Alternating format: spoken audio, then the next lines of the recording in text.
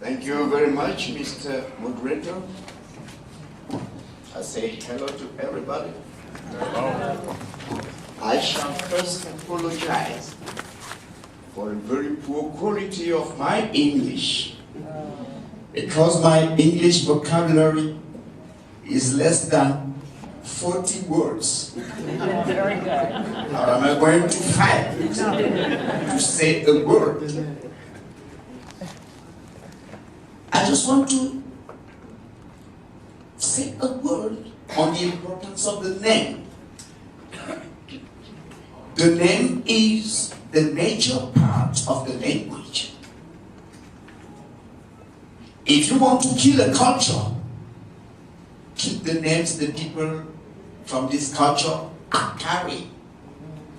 And now, if you want to build up a culture, a dying culture, please go through the names, go through the language. I am called Bingo no Abumange Bijani Binabokobeya Musula. All that are my names. In the African civilization, the name people are carrying tell everything about the origin, the circumstances of the birth, the aim, je voudrais dire, le vœu qu'on a émis, the wish. They want you to become that, and that. It is through the names. And when we wanted to know exactly who is the somebody we have in front of us, then we will go through the names. Which means what we call DNA. DNA. DNA is exactly what African used to discover through the names. If you have kept your names, if you have mastered your genealogy, instead of going through the DNA, you could have used names and the genealogy to know exactly where you were from. The names in Africa have a significance.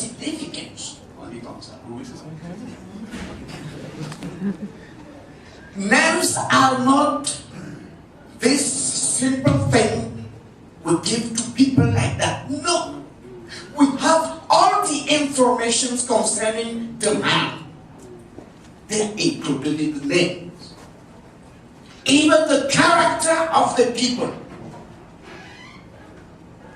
Then what I would like to suggest is that during your stay back home in Cameroon, I want to suggest that you gather many Cameroonian names, because you can now rebuild your culture through the names.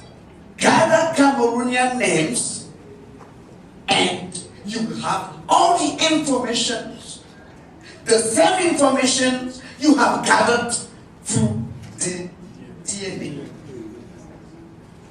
I'm sorry, I would have liked to say more. But I've already ended the little English vocabulary I have. Thank you, Mr. Moderator.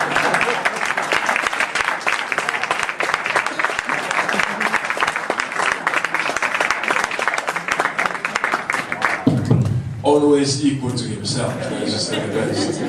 He knows so many things. It's always a pleasure to listen to him and to his deep knowledge of culture. Thank you very much indeed. Now, I think we have to be logical with the evolution of our thought. Thank you also for keeping to the time which was assigned to you, which is more difficult to do. Yeah, he did. It was 8 minutes, which is even better. Now, I will not abuse the privilege of chair which I have here. So I will now call on Reverend Marcel Ngwa-Oyono to move on and to tackle another subject which has to do with traditional African religions.